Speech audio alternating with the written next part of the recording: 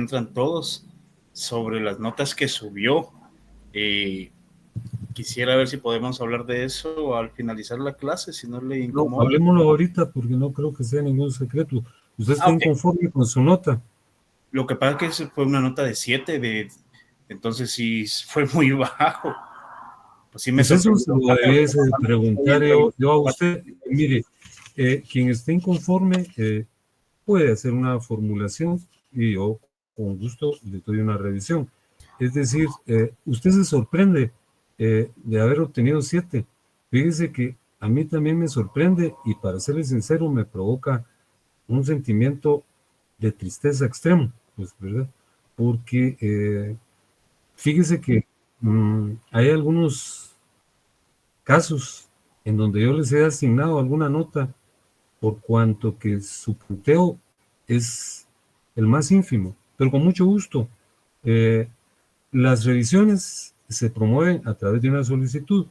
Entonces, para no hacerlo muy formalista, envíeme su solicitud por la vía del WhatsApp, que tenemos un contacto para hacerlo, y yo con mucho gusto lo Oh, reviso. sí, licenciado. Le he escrito a Mariel, pero pues no me ha dado respuesta, me ha dejado en visto. Entonces ¿Quién no es sé si hay Mariel? alguien más. Alguien que comparte las diapositivas y cosas así en el grupo. No, pero no se llama Mariel. No, la verdad es que la respuesta se la tengo que dar yo, no se la tiene que dar ella. Y con gusto lo veo, pero fíjese que sí causa sorpresa. Yo creo que hay un planteamiento de inquietud y de inconformidad cuando hay un punteo un tanto más decoroso, pues, ¿verdad? Pero realmente, pues, Sí, sí, y usted me puede conoce bien uno sus notas. Por eso. puede uno confundirse en algunos puntos, pero un punteo de esa índole, con mucho gusto, Carlos, yo se lo veo, Gracias. porque ¿Le puedo mandar mis es, datos por acá, disculpe, licenciado, o por no, dónde se los sí, mando? por la vía del WhatsApp, ¿verdad? Por no, la persona que usted le dice, Mariel, ¿verdad? Ok, muchas gracias, licenciado. Entonces, no, se lo vemos, ¿verdad?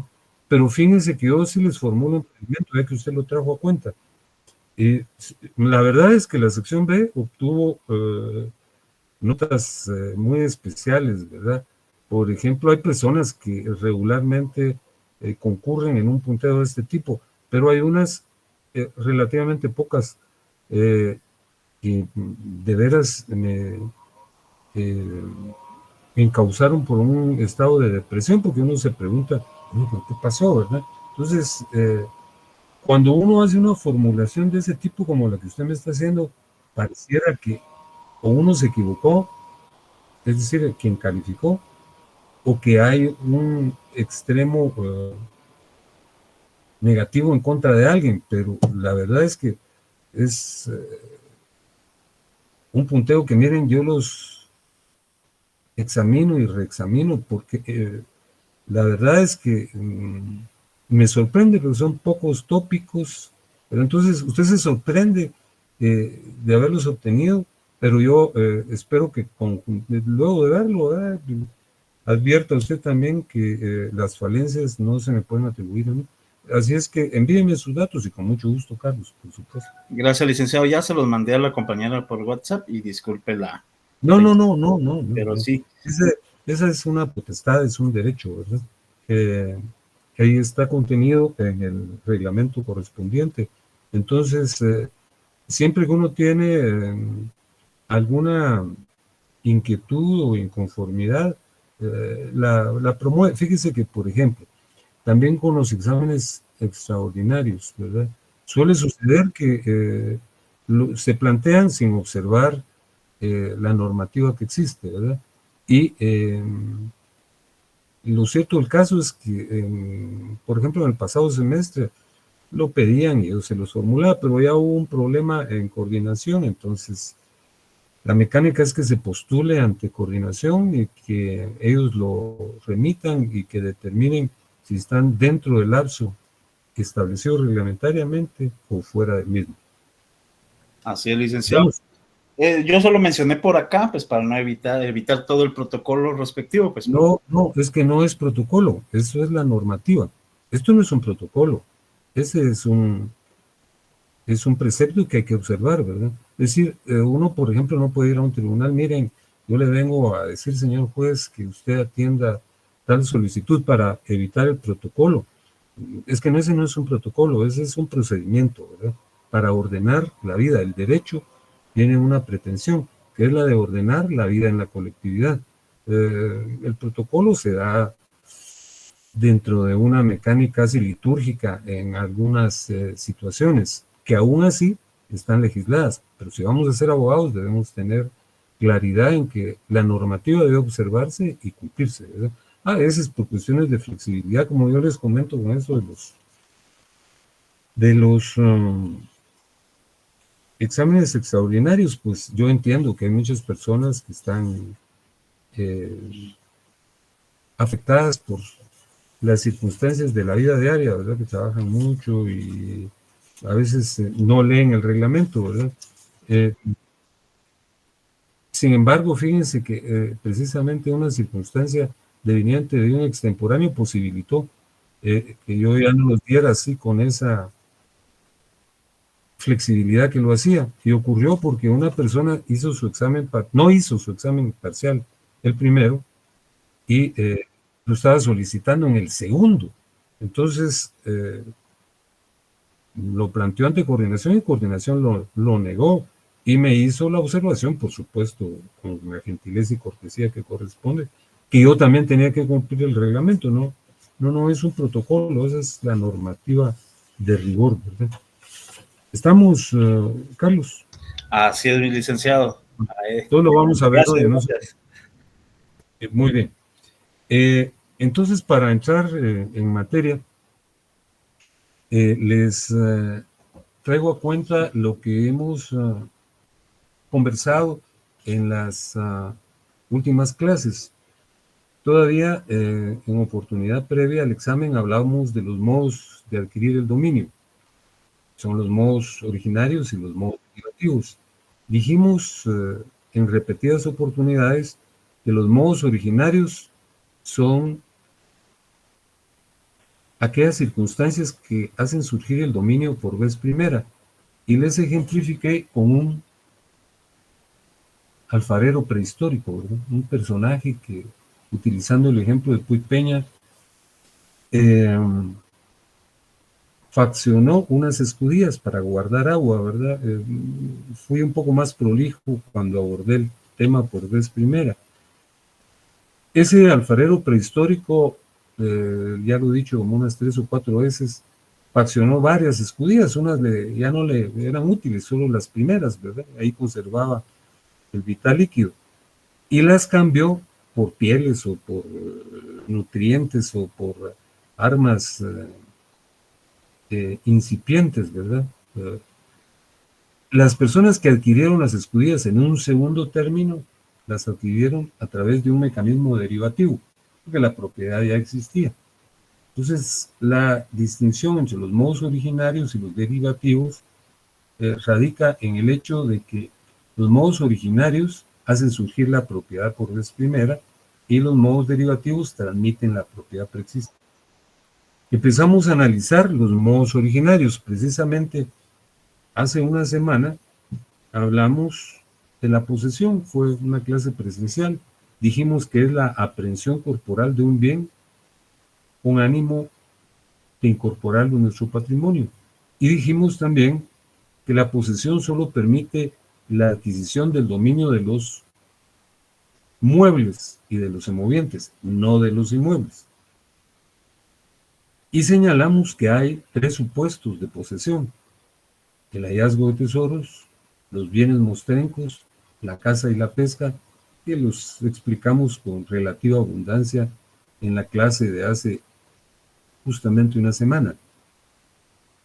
Luego el licenciado Eduardo Santiago les habló de la accesión, señalándoles que la accesión es el derecho que compete al propietario de un bien sobre lo que este bien produce o sobre lo que se adhiere a este bien. Por ejemplo, si yo soy propietario de una vaca y la vaca produce leche, como la vaca es mía, la producción de leche es también mía, porque la accesión Repito, es la facultad que asiste al propietario sobre las producciones de un bien de su pertenencia. Si yo tengo un predio en donde hay muchos árboles, hay manzanos, hay duraznos, y también tengo sembradas hortalizas. El terreno es mío, los árboles son míos. Entonces lo que producen los árboles también me pertenece por accesión, porque como se los explicaron y lo repito ahora, es una facultad del propietario hacer suyo lo que producen los bienes de su pertenencia.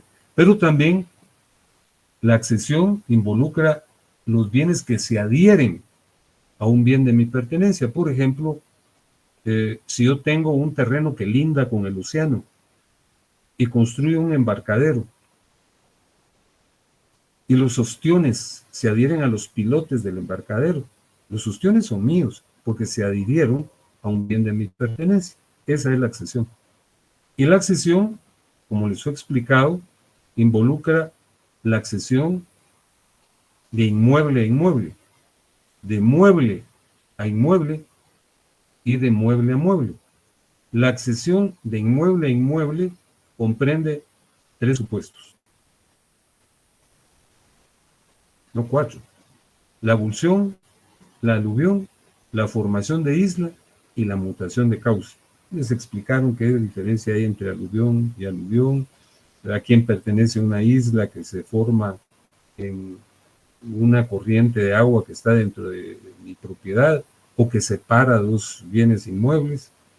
La mutación de cauce, cuando un río varía su curso o se seca, ¿verdad? ¿A quién pertenece ese terreno que queda sin agua? Esa es la accesión de inmueble a inmueble. La accesión de mueble a inmueble implica la edificación, la plantación y la siembra, ¿verdad? Que lo que se edifica en un terreno pertenece al propietario. Lo mismo la plantación y la siembra, y de seguro les explicaron que aun y cuando la doctrina hace una distinción entre lo que es plantación y siembra, nuestro código las homologa.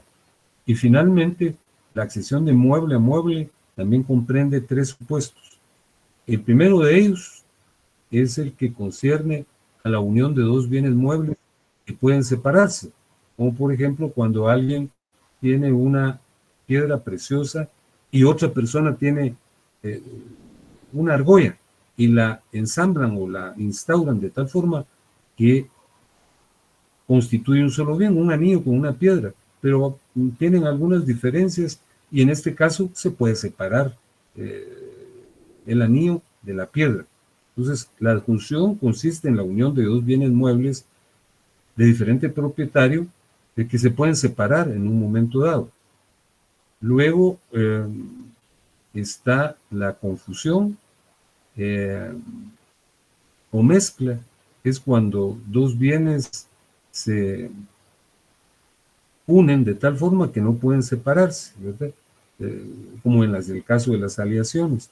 Y finalmente, cuando se usa materia ajena para producir un bien novedoso, como cuando un escultor utiliza el material de su vecino y hace una escultura. Entonces la pregunta es: ¿a quién corresponde esa escultura? De seguro leyeron el artículo donde se establece que si la escultura tiene tal calidad, ¿verdad?, que hasta obtiene reconocimientos, pues le pertenece al escultor, solo tiene que pagar el material del vecino. Pero si es de baja calidad, le corresponde al vecino, ¿verdad? Ese es el ejemplo que se citó. Hoy vamos a concluir lo relativo a los modos originarios, hablando de la usucapión, y les presento el temario correspondiente, que es el siguiente.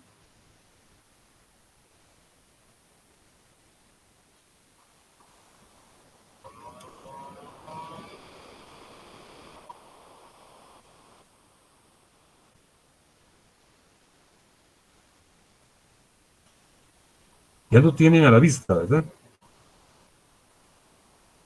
Sí, licenciado. ¿Pero qué pasa que no la puedo mover? Oh, Dios mío.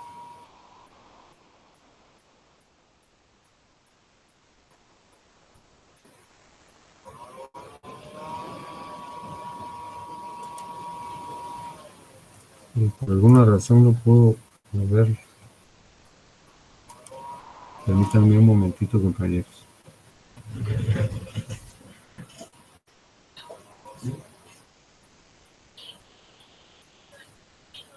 A ver, sí, ya lo hice, pero no se mueve. Bueno, espérate.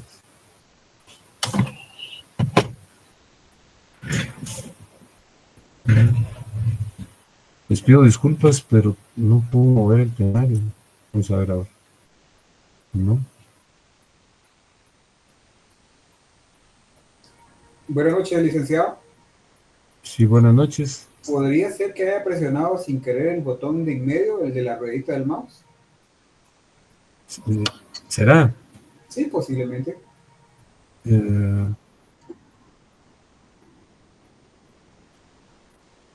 pero fíjense que le estoy dando y no Ok, tengo ni la menor idea de lo que está pasando.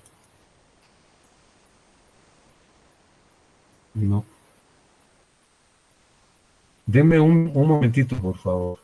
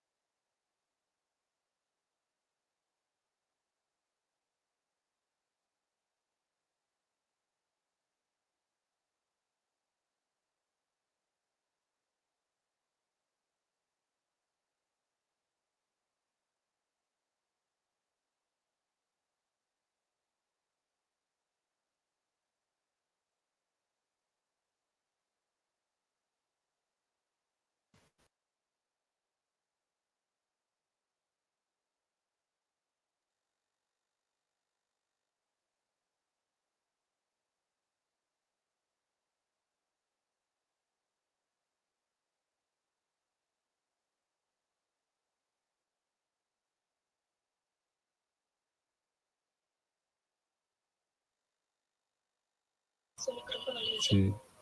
¿Me están oyendo, compañeros? Ahora sí.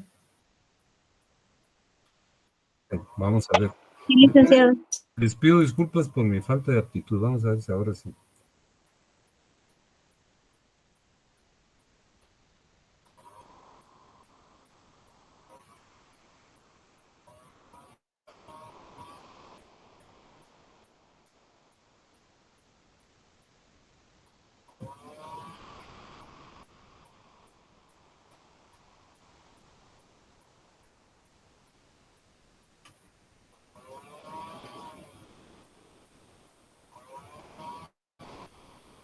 Estamos.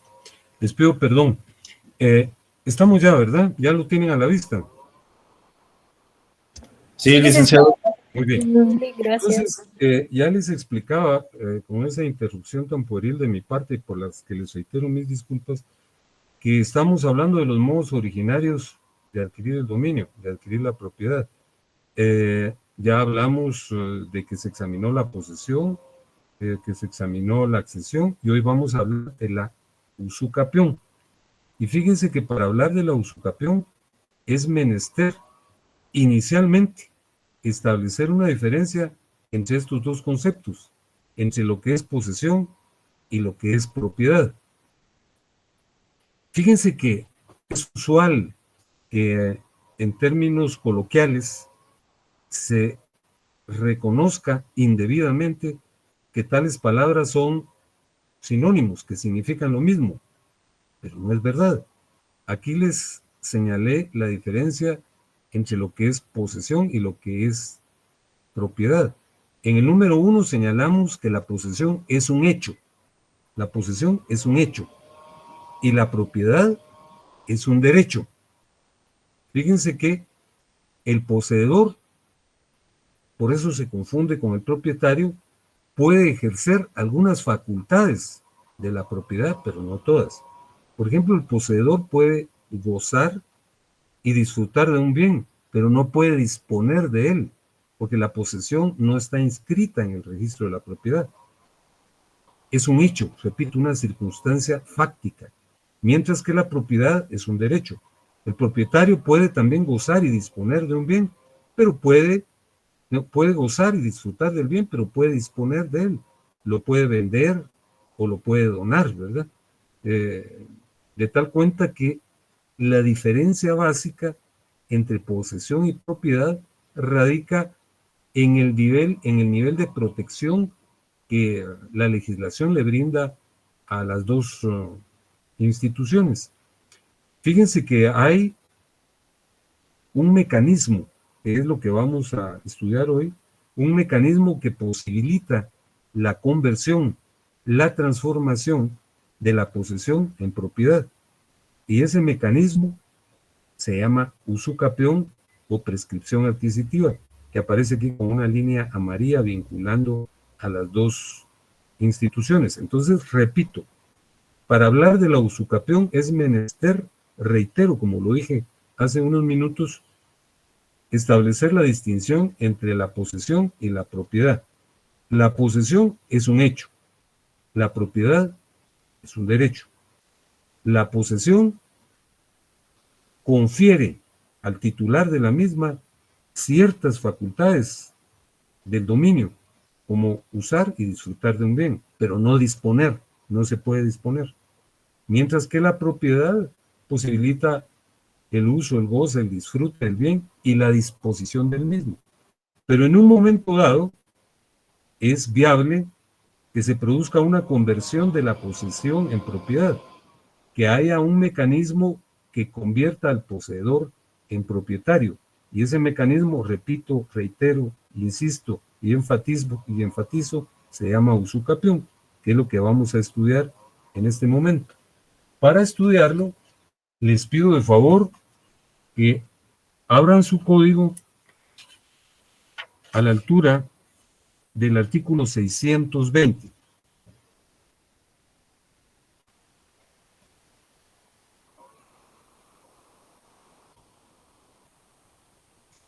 ¿Ya lo tienen a la vista?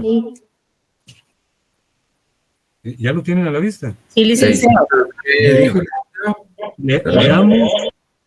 Leamos el artículo 620. Dice así: condiciones para la usucapión.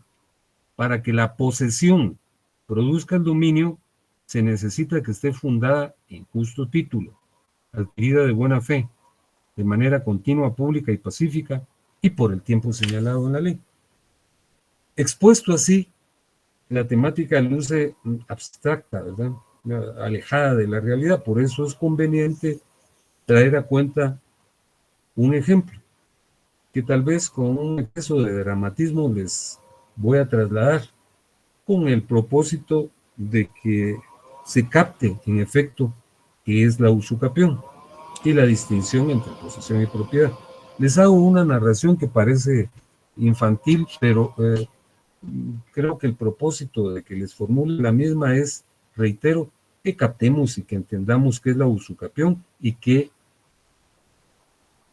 penetremos en las disposiciones contenidas en el artículo 620. Bueno, les hago un relato ejemplificativo. En una sociedad tan compleja como la nuestra, en donde la mayor parte de ciudadanos viven o vivimos agobiados por muchos problemas, hay un enorme sector que está agobiado por los problemas económicos, y el personaje del relato que les estoy haciendo está afectado porque está casado, tiene a su esposa, tiene a sus hijos y no tiene trabajo. Entonces ha ido tomando sus ahorros para resolver la problemática de la casa, ¿verdad? Lo relativo a la alimentación, al pago de los servicios, la luz, el agua, pagar el colegio de los niños. Pero llegó el momento en que se queda solo con 200 quetzales en su bolsa. Está deprimido, profundamente deprimido y afectado. Entonces sale de su casa con el propósito de encontrar un trabajo, ¿verdad? Y empieza a deambular por las calles, y en un momento dado advierte que ya salió de la ciudad y va caminando por una carretera. Su sentimiento de afectación se hace más intenso cada vez, ¿verdad? Al punto de que sale de la carretera y empieza a caminar por la espesura. Y cuando siente está escalando una montaña, ¿verdad? Caminando robóticamente. Baja de esa elevación y se encuentra con otra montaña, y sube la segunda montaña y desciende de ella. Ya no sabe ni cuánto tiempo ha caminado, pero, oh sorpresa, cuando baja de la segunda montaña se encuentra en un valle frondoso, en un valle espectacular, paradisíaco, ¿verdad? Hay un río que atraviesa el valle, impresionante, de aguas límpidas, ¿verdad? Y susurrantes, que le van dando tranquilidad a su espíritu. Hay árboles frutales por todos los sectores, ¿verdad? Y hasta así en la lejanía hay unas ovejitas. Entonces el hombre va recobrando en algún nivel la tranquilidad, ¿verdad? No está tan tranquilo, pero ya se siente menos agobiado, por lo menos durante unos minutos. Y es tanto su nivel de exaltación que hace una formulación en voz alta, casi a gritos, dice: ¡ah, qué bello lugar! ¿Quién pudiera vivir aquí? Si yo tuviera dinero, compraba un terreno en este lugar. De repente, de la espesura, aparece otro personaje y le dice: ah, usted quiere comprar un terreno aquí, yo soy el propietario, puedo venderle parte del mismo. Entonces el hombre le manifiesta: mire, fíjese que yo expresé un deseo, quisiera comprar, pero no tengo recursos. No, pero yo se lo doy barato. Le digo: mire, yo le vendo unas 5 manzanas en 200 quetzales. Entonces el hombre afectado, el que había subido 2 montañas y bajado hasta el valle, le dice: justamente aquí tengo los 200 quetzales. Bueno, le vendo 5 manzanas. Le dice: le vendo desde este lindero hasta este otro, de norte a sur acá y de este a oeste acá. Bueno, le dice: perfecto, pero redactemos un documento. ¿Pero dónde vamos a encontrar aquí papel y lápiz? Bueno, yo tengo un lapicero, dice uno de ellos. Y por esas coincidencias de la vida, allí en parte de la maleza hay un almanaque de esos viejos que tienen el calendario impreso en hojas enormes, y arrancan una hoja que todavía estaba conservada, y ahí redactan un recibo. Yo, fulano de tal, recibo en esta fecha 200 quetzales del señor Mengano y le traslado la propiedad de 5 manzanas que tienen la tal superficie y los siguientes linderos. Entonces el hombre se alegra y se sorprende de que le hayan vendido en 200 quetzales 5 manzanas, y en el momento en que está expresando su gratitud a Dios, el otro hombre desaparece, como que si no hubiese habido estado ahí al lado del personaje que entregó los 200 quetzales, y él ve el recibo que redactaron en la hoja, y ahí está la firma, porque ya la desaparición fue casi instantánea, ¿verdad? Y piensa, me ha de haber sorprendido, y era la última plata que tenía. Pero no obstante eso, el entusiasmo renace en su corazón y empieza a construir una cabañita sencilla y se va a traer a la familia, a los niños y a la señora, y se los lleva a morar en ese lugar tan separado del ámbito urbano.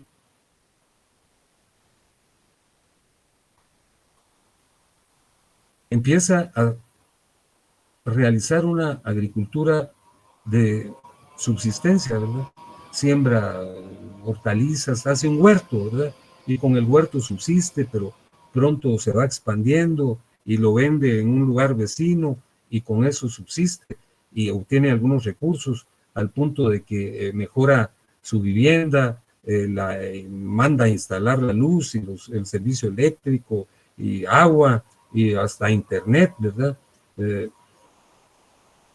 En un momento dado hace la siguiente reflexión: si yo con una agricultura de subsistencia tengo un plusproducto, un sobrante, lo vendo y obtengo recursos, si yo tuviera una maquinaria, tractor, un arado, una desmontadora, pues podría hacer un cultivo mayor y obtener mayores recursos, ¿verdad? Entonces, empieza a reflexionar y dice, ¿cómo obtengo yo recursos, ¿verdad? Voy a gestionar un préstamo. Y camina al pueblo más cercano y ahí hay una agencia bancaria. Acude a la misma y lo atienden, le dicen, ¿qué le podemos servir? Pues fíjese que yo necesito un préstamo, porque quiero comprar algunos aperos de labranza y por lo menos un tractor o un arado. Bueno, perfecto, nosotros le damos el préstamo. ¿Y qué cantidad necesita usted? 100,000 quetzales. Perfecto, se lo vamos a dar, pero necesita darnos una garantía. Pues miren, yo tengo una propiedad que está allá entre aquellas montañas que se miran aquí desde la ventana. Bueno, perfecto, pruébenos la propiedad. Y el hombre saca aquel documento que se redactó hace aproximadamente 14 años, ¿verdad? Ya amarillo y quebradizo por el tiempo que pasó, más de una década. Entonces la persona que lo está atendiendo en el banco se sorprende y le dice, mire, este documento no sirve, este documento prueba que usted es poseedor, pero usted no tiene un título registrado en donde corresponde. ¿Y en dónde corresponde? En el registro de la propiedad. A usted debieron autorizarle su título en una oficina notarial, un notario y la escritura pública, inscribirla en el registro. Así es que no le podemos dar el préstamo.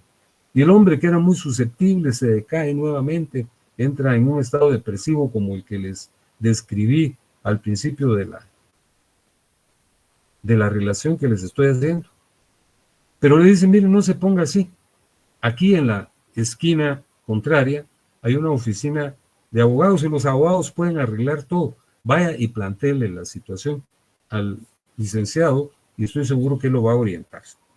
Y en efecto, el hombre así decaído con su recibo en la mano llega a la oficina del notario y le cuenta lo que yo les acabo de relatar, que hacía 14 años o 15, él caminando entre la espesura encontró un valle y ahí apareció una persona que le vendió 5 manzanas y que la prueba de eso es ese documento. Entonces el abogado le dice, mire, en efecto, usted es poseedor, usted tiene una detentación, sus facultades son de hecho, no están sustentadas en el derecho, pero no se preocupe, hay un mecanismo para convertir la posesión en propiedad y ese mecanismo se llama usucapión.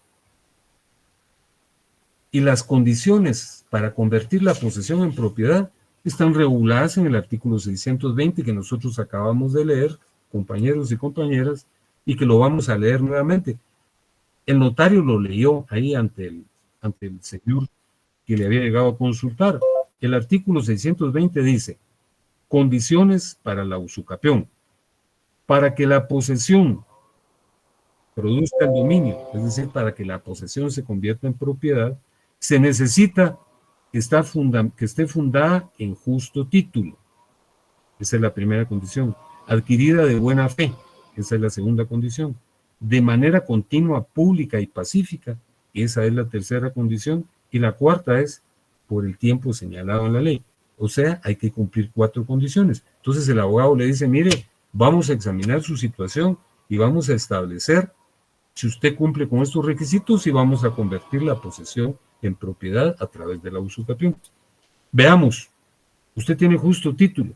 ¿Pero qué es justo título? Le dice el señor. Mire, leamos el artículo 621, como les pido a ustedes que lo lean conmigo. Leámoslo. Dice el artículo 621, justo título. Es justo título para la usucapión el que siendo traslativo de dominio tiene alguna circunstancia que lo hace ineficaz para verificar por sí mismo la enajenación.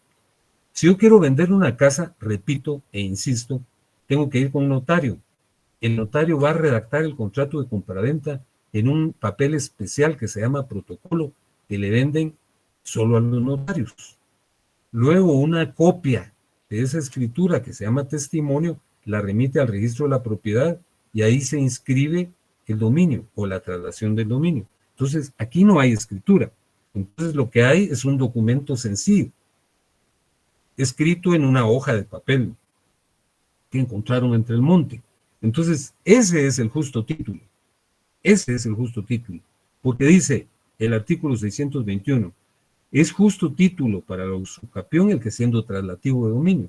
Ese es un documento traslativo de dominio, porque el hombre que apareció y desapareció entre la espesura le transmitió el dominio al hombre que iba decaído. Pero ese título tiene circunstancias que lo hacen ineficaz, porque no fue autorizado por un notario, no está en escritura pública y no se inscribió en el registro de la propiedad. Ese título deficiente, ese es el justo título, porque prueba la potestad que tiene el poseedor. Entonces el señor sí tiene el justo título. ¿Cuál es el justo título? Ese documento que se redactó entre el monte en una hoja simple que se encontraron tirada entre la espesura. Bueno, le dice el abogado, usted sí cumple con el primer requisito, este es su justo título.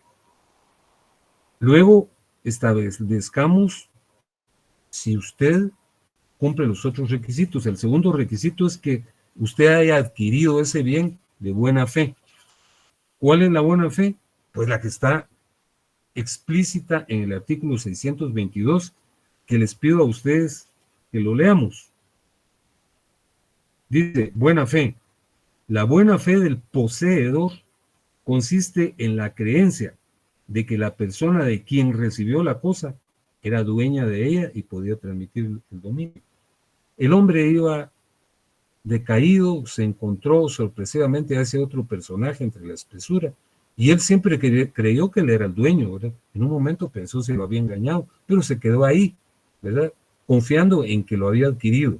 Es decir, él actuó de buena fe porque siempre estuvo convencido de que la persona de quien recibió la cosa era el dueño, ¿verdad? Entonces cumple el segundo requisito, le dice el notario. Sí, usted tiene su justo título, actuó de buena fe y usted ha permanecido en el terreno de manera continua, pública y pacífica. En efecto, él ha estado en el terreno ese, en donde tiene su casita y su cultivo, durante 14 años, por decir una cantidad, ¿verdad? Porque siempre ha estado presente ahí. Porque vean lo que es la posesión discontinua. Está regulada en el artículo 630. Leamos el artículo 630. ¿Alguien a la vista? Posesión discontinuada. No, discontinua. Discontinua. Sí. Artículo 630, posesión discontinua. Existe discontinuidad en la posesión cuando la cosa poseída se abandona o desampara por más de un año. o antes cuando expresa o Básicamente. tácitamente se manifiesta la intención de no conservarla. Muchísimas gracias por la lectura. Es decir, si una persona abandona la posesión por un año, ya no cumple el requisito de la continuidad, ¿verdad? O cuando manifiesta que se va a ir, o cuando asume actitudes tácitas o expresas de que no está interesado en permanecer ahí. Pero el hombre del relato ha estado ahí 14 años, nunca se ha separado, ni siquiera un día, solo ahora que fue al banco, ¿verdad? O cuando iba a vender sus productos. Entonces, el abogado le dice, mire, usted cumple el requisito, le dice el tercer requisito. Usted tiene su justo título, ha actuado de buena fe, su posesión ha sido continua, pública y pacífica. Fíjense que en el lapso de los 14 años llegaron otras personas a morar en ese lugar. Hay vecinos, ¿verdad?, que han cumplido un cometido semejante al del personaje que les estoy relatando. Se conocen, ¿verdad? Se apoyan. Entonces, hasta instauraron un cocode ahí, ¿verdad? Entonces, la posesión es pública porque todos se conocen, saben dónde viven. Cumple el cuarto requisito. Continua, pública y pacífica. La pacificidad se refiere a que sea una posesión tranquila, que no sea una posesión violenta. No nos explican cuál es la posesión pacífica, pero lo deducimos. Pero sí nos explican qué es la posesión violenta. Está en el artículo 631. Leamos el artículo 631, por favor. Si la compañera que nos hizo el favor hace unos minutos tiene la fineza, léanos nuevamente el artículo 631. Con mucho gusto, licenciado. Artículo 631. Posesión violenta. Es posesión violenta la que se adquiere por la fuerza o por medio de coacción moral o material contra el poseedor, contra la persona que lo representa o contra quien tiene la cosa a nombre de aquel. Muchas gracias. Entonces, fíjense que el hombre cumple casi todos los requisitos, ¿verdad? Tiene su justo título, que es el papelito ese que redactaron. Ha asumido una actitud de buena fe porque él siempre creyó que el personaje al que le dio los 200 quetzales era el propietario. Ha estado ahí de manera continua durante 14 años, de manera pública porque todos se conocen, de manera pacífica, ¿verdad? Porque no fue a sacar a nadie a la fuerza, ni lo llegó a amenazar, ni lo coaccionó, y por el tiempo establecido en la ley. El artículo 633 dice, posesión de bienes inmuebles. Tratándose de bienes inmuebles, la posesión por 10 años, con las demás condiciones señaladas en el artículo 620, da derecho al poseedor para solicitar su titulación supletoria a fin de ser inscrita en el registro de la propiedad. Entonces el abogado con el que hizo la consulta le dice, magnífico, usted cumple todos los requisitos, entonces vamos a hacer un planteamiento al tribunal. Hay un proceso que se llama proceso de titulación supletoria que ustedes van a estudiar cuando miren derecho procesal. Entonces se formula este planteamiento ante el tribunal competente, el juez examina las pruebas y comprueba y establece que hay un justo título, que la posesión ha sido pacífica, pública, continua y por el tiempo establecido por la ley. Él tiene 14 años y la ley exige 10 años. Entonces se emite la sentencia en donde lo reconocen propietario. Esa sentencia constituye un título supletorio que suple al que debió otorgarse en su momento.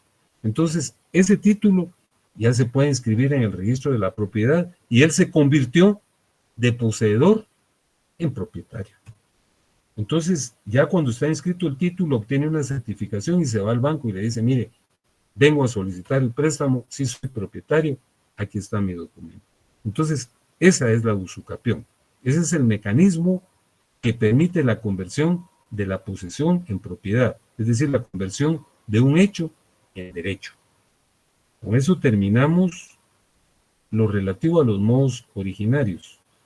Ahora hablemos de los modos derivativos de adquirir la propiedad, que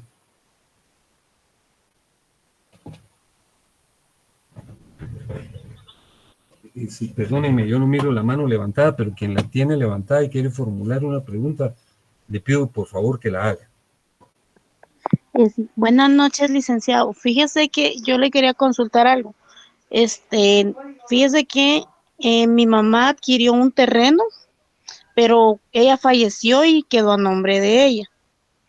Entonces, una de mis hermanas se quedó en el terreno y así ella no quiere que ninguno, dice que el terreno, mi mamá, como a ella le dejó las escrituras, dice que o sea, mi mamá se las dio para que las guardara, pero ella dice que como a ella le dejó las escrituras, ella es la dueña. Entonces, no sé si acá procede eso de que después de los 10 años ella pueda No, pedir a mire, su su nombre. mamá compró el terreno, era propietaria, no poseedora, ¿verdad? Ajá, sí, propietaria. Deduzco que era propietaria porque usted me dice que tiene las escrituras. Miren, yo les quiero comentar algo que van a estudiar ustedes con mayor prolijidad y detenimiento en su oportunidad. Nosotros obtenemos los títulos de abogado y de notario. Los notarios tenemos la potestad derivada de la ley de ser fedatarios, es decir, dar fe de la certidumbre de ciertos actos y contratos. Por ejemplo, una compraventa se hace constar en un documento especial que se llama escritura pública, que solo puede ser autorizado por un notario. Las escrituras públicas se redactan en un papel especial que solo se le venden en finanzas a los notarios, ¿verdad? Y a los notarios que no tienen ningún problema. Entonces, si su mamá fue con un notario, se redactó la escritura pública, que esa la conserva el notario y le da al adquirente una copia de la misma que se llama testimonio. El testimonio se manda al registro y ahí lo anotan y se señala que el nuevo propietario es la persona que lo adquirió, es su mamá. El hecho de que su hermana tenga la escritura, entre comillas, lo que tiene ella es un testimonio, ¿verdad? Fíjense que existe la peregrina idea de que si uno tiene lo que se le denomina escritura, que repito es un testimonio, una copia de la escritura, y esta se destruye, se pierde la propiedad, o quien la tiene es el dueño. Eso no es cierto, ¿verdad? La escritura puede, o ese testimonio puede incluso destruirse, y uno va y obtiene una certificación en el registro de la propiedad, y con eso se prueba la propiedad, porque la propiedad está inscrita en el registro, o va al archivo de protocolos y obtiene una copia, un testimonio de la escritura. Si su mamá era la propietaria, entonces aquí no aplica la posesión. Su mamá no era poseedora, que deduzco que no lo era porque usted me habla de una escritura. Aquí lo que procede es lo que voy a explicar en un momentito, pero se lo adelanto. Aquí lo que procede, porque su mamá de seguro no otorgó un testamento, no otorgó testamento, ¿verdad? No, como No, ella de un momento a otro fue que se enfermó y falleció, y entonces falleció. no Bueno, dejó testamento. entonces fíjese que cuando una persona fallece sin otorgar testamento, hay que radicar, hay que tramitar un proceso que se llama sucesorio intestado. Entonces, en el proceso sucesorio intestado, que por cierto, nosotros lo vamos a estudiar en un momento dado, tienen derecho los hijos, ¿verdad? Fíjese que la sucesión intestada se promueve entre los parientes próximos, ¿verdad? Lo vamos a estudiar en su oportunidad y hay que tramitarlo, acudir con un notario y el notario les va a... Mire, la sucesión intestada está regulada a partir del artículo 1068, si ustedes lo pueden ver. Dice casos en que tiene lugar la sucesión intestada cuando no hay testamento, ¿verdad? Y los otros casos, en este caso, en esta situación que usted me platica, se dice que su mamá no lo otorgó porque tuvo una enfermedad repentina y lamentablemente falleció. Entonces, ¿quiénes tienen derecho a sucederla? Mire, por favor, el artículo 1078 y lo marca. Primero marque el 1068 y luego el 1078. ¿Ya lo encontró? Sí, licenciada. Entonces dice, oiga esto, la ley llama a la sucesión intestada, en primer lugar a los hijos, incluyendo los adoptivos, y al cónyuge sobreviviente que no tenga derecho a gananciales, quienes heredarán por partes iguales. ¿Su papá vive? No, él no, tampoco, él falleció. Entonces, ¿quiénes son los herederos? Los hijos. Entonces, su hermana, con todo respeto, está asumiendo una actitud de hecho, una actitud mediante la cual se evidencia que desconoce la ley, ¿verdad? Entonces, hay que acudir con un notario para que él tramite el proceso sucesorio intestado, porque son herederos los hijos. ¿Cuántos hijos son? Somos 5. Entonces, los 5 tendrán que suceder a su mamá en todos los bienes, derechos y acciones que ella tenía. En este caso, pues deducimos que lo que tenía era su casa, pero alguien que tenga la escritura dice, a mí me la dejó mi mamá, eso no es fundamento, ¿verdad? Porque la voluntad de el causante, que así se llama el generador de la herencia, se transmite a través de un testamento, y cuando no hay testamento, ya le acabo de leer el artículo 1068, en donde dice que son los hijos y el cónyuge supérstite que no tenga derecho a gananciales. Así es que, en términos conclusivos, los que tienen derecho aquí son todos los hijos, ella también, ¿verdad? Entonces tendrán derecho a una quinta parte. Entonces, si la casa no es muy grande, no se puede dividir, entonces se tendrá que vender y una quinta parte del peculio que obtengan con la venta le corresponde a cada uno de los hijos. Así es. Muchas gracias, licenciado. No, por nada. Bueno, ahora hablemos de los modos derivativos de adquirir la propiedad. Fíjense que la propiedad puede adquirirse a través de 4 modos, cuando la propiedad ya preexiste: a título universal, a título particular, a título oneroso y a título gratuito. A título universal. Sí. ¿Hay otra pregunta? Yo, licenciado, disculpe, es que Por favor. me salí y logré entrar otra vez. Tengo una duda Sí. con lo que decía la otra compañera, con lo de las escrituras. Al momento de sacar una copia en el registro de la propiedad de la forma legal, mi duda es, ¿queda sin validez las que ya tiene la otra persona o sigue teniendo validez No. ambas? Miren, el original de la escritura está en el protocolo del notario que autorizó la escritura. Yo puedo sacar constancias varias de la escritura acudiendo al archivo de protocolos, ¿verdad? Son copias de la escritura original. Lo que tiene la hermana de nuestra compañera es una copia de la escritura original, pero no porque las tenga, la hace propietaria. Ahí se declara un derecho. El derecho que se declaró y que se registró establece que la propietaria era la mamá. Pero si no está la mamá, no hay propietario. Entonces, corresponde tramitar el proceso sucesorio. En el registro de la propiedad lo que se obtiene es una certificación de la inscripción de dominio.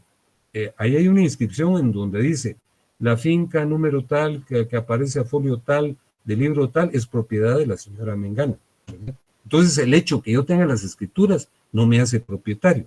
Pero esa es una convicción popularizada, equivocada también, ¿verdad? Sustentada en el desconocimiento. Ok, muchas gracias, licenciado, porque yo tengo algo similar, una casa intestada también, pero lamentablemente fallecieron las 2 personas y ¿Pero qué la otra duda, fallecieron? en este caso fallecieron mis tíos, pero en un testamento de cierta forma por escrito aparecen mis 2 primos y yo como heredero, se puede decir, pero esas escrituras se perdieron porque otra persona las agarró. ¿Qué escrituras son las que se perdieron? Los del registro de propiedad. No, pero Ahí, ¿cuál? ¿Pero cuál? El testamento. Si usted me dijo que hay un testamento. Eso es lo que estamos averiguando todavía porque estaban con las escrituras, entonces es un meollo, ¿verdad? Pero ahora resulta que salió otra persona que era hijo de... No es un meollo, mire. Hay un registro de testamentos en el registro de la propiedad. Entonces, uno puede ir a indagar ahí si hubo un testamento, porque los testamentos no funcionan así como aparecen en las novelas, que se meten entre una botella, que se esconden bajo la cama, ¿verdad? Para que nadie los encuentre. No, el testamento tuvo que autorizarlo un notario, y es obligación del notario dar aviso de que ordenó un testamento. Entonces lo va a buscar uno ahí y ahí aparece, ¿verdad? Entonces pide una certificación y luego contrata a un abogado para que tramite el intestado, porque de conformidad con lo que usted me dice, usted es uno de los herederos, aparte de sus primos, ¿verdad? Lo que ocurre es que esas son cosas que no deben dejarse, como se dice corrientemente, al tiempo. Eso hay que hacerlo lo antes posible, ¿verdad? Porque si no, imagínense, en un momento dado, la vida es tan limitada, tan finita. Estos herederos, usted y sus primos, no estoy diciendo que va a pasar mañana ni pasado, pero todos somos sujetos al proceso vital, en un momento de nuestra vida concluye. Entonces ahí sí es cuando se hace un relajo, ¿verdad? Porque entonces los hijos suyos, los hijos de los primos, tendrán derechos, y tramitar eso es complicado de manera expresa. De conformidad con lo que usted me dice, si son 3 personas, tienen 1/3 del bien que le corresponde a cada uno, ¿verdad? Y si el bien es muy pequeño, que no se posibilita la decisión o fraccionamiento, entonces habrá que venderlo y cada quien tendrá 1/3. Pero no hay que esperar, perdone que se lo diga, no lo estoy regañando, con los brazos cruzados. Hay que acudir a una notaría, ¿verdad? Y entre los 3 hacer los gastos necesarios para hacer el trámite. Primero, detectar si existe un testamento. Y si no existe el testamento, entonces hay que tramitar un proceso sucesorio intestado, ¿verdad? En donde los que tendrán derechos son los hijos, ya no lo tendrá usted. Sí, efectivamente lo que usted dijo ya nos lo comentaron. La única es que en la investigación de eso apareció otra persona que también fue registrado por parte de mi tío, ¿verdad? Que no hay ningún inconveniente, solo que el intestado lleva demasiado tiempo. Es decir, un cuarto heredero. Sí, que apareció al momento de la investigación. ¿Pero qué investigación si todavía ustedes no tienen el documento a la vista? Por eso le des un meollo, porque hay otras personas interesadas en eso y entre investigaciones. Personas interesadas pueden existir muchas, pero para resolver el problema hay que obtener la constancia de la inscripción del testamento. Entonces ya se visita al notario que lo autorizó, se presenta la certificación de la partida de defunción del causante. Entonces él les lee el testamento, ¿verdad? Y ya sabrán ustedes, en primer lugar, si existe testamento. En segundo lugar, quiénes son los herederos. Pero en la medida que se mantenga así, como misterioso, que hay varias personas, eso solo se resuelve por la vía que yo le señalo. Perfecto, muchas gracias, licenciado. Muy bien, para servirles. Licenciado, perdone, yo sé que estamos contra el tiempo, pero sobre las condiciones para la usucapión, fíjese que es el justo título. Yo le voy a comentar un caso que ya la señora tiene 40 años de habitar el inmueble. Ajá. Y pues ella no es la dueña, no está registrada en el registro de la propiedad, sino que el verdadero dueño es poseedora desde hace 40 años. Entonces ha actuado con las demás condiciones, ¿verdad? Que dice el artículo 620. 33 y 620. Pero el verdadero dueño se fue a los Estados Unidos. Tenía comunicación en aquellos años, ¿verdad? Que por medio de cartas. Mire, establezcamos una cosa. Si la señora es poseedora, no hay dueño. Porque si hay un dueño, un propietario, cuyo derecho está inscrito en el registro de la propiedad, entonces no hay posesión, sino hay propiedad. Y la señora sería una intrusa. Bueno, la señora se quedó ahí porque así fue la voluntad del señor cuando se fue a los Estados Unidos. La pareja que se fue con un niño de brazos, la dejaron a ellas cuidando la casa.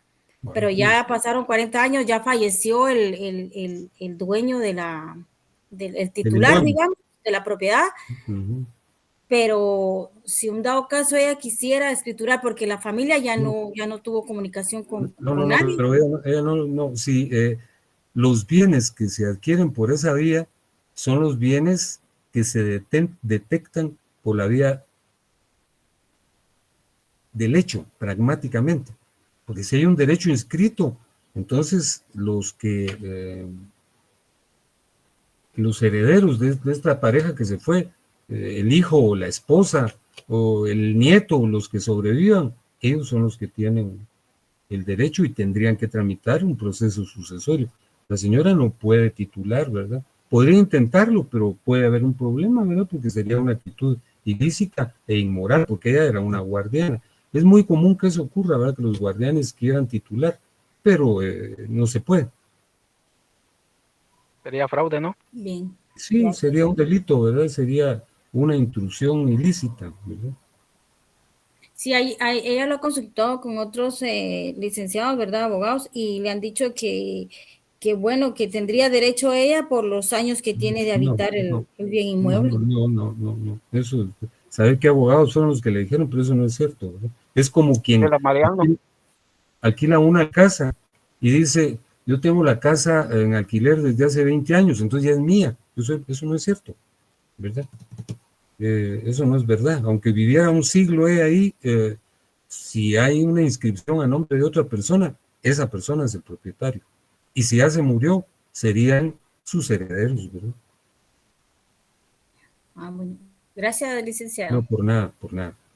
Muy bien. Entonces les hablo de los modos derivativos, que hay 4 formas de modos derivativos: a título universal, a título particular, a título oneroso y a título gratuito. A título universal es cuando se transmite la totalidad de un patrimonio, pero fíjense que la totalidad del patrimonio, o sea, el universo del patrimonio, solo puede transmitirse por sucesión mortis causa.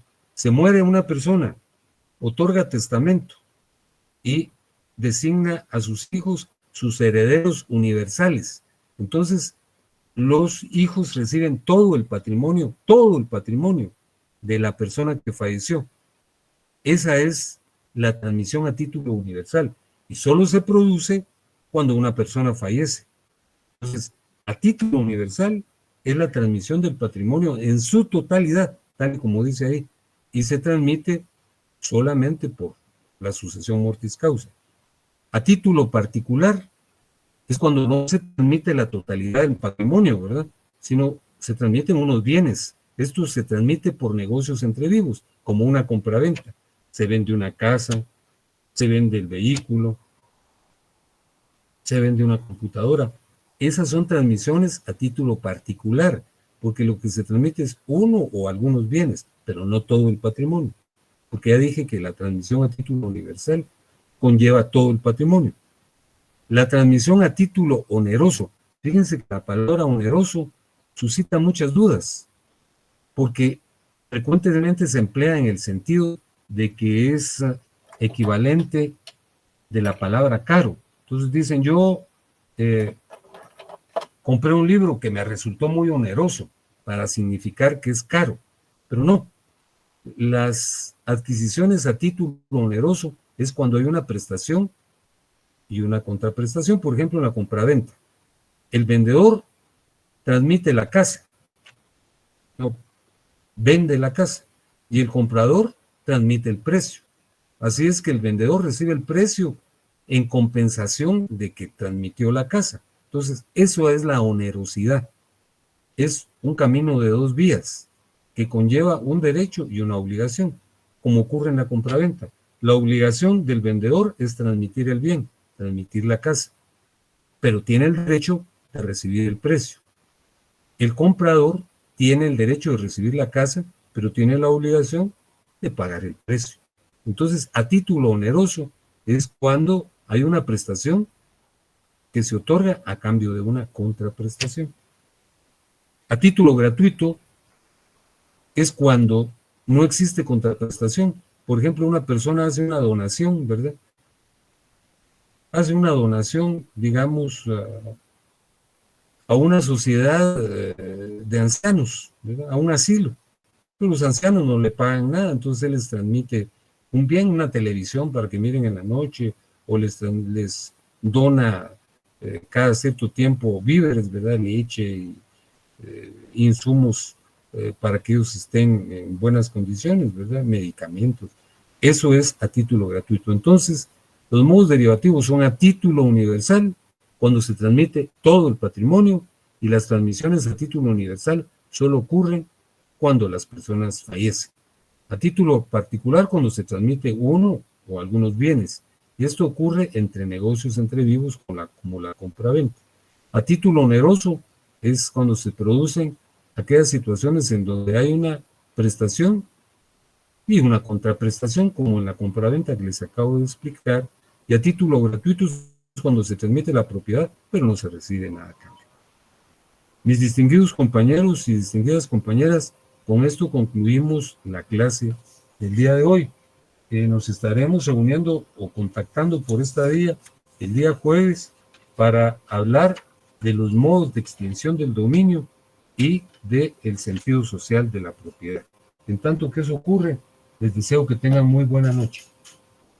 Gracias, licenciado. Le comento ya Feliz también a noche. la compañera de la Gracias, Lick. Feliz noche. conversación, Nos licenciado. vemos, licenciado. Buenas noches. Perdonen, no Buenas les- Buenas noches.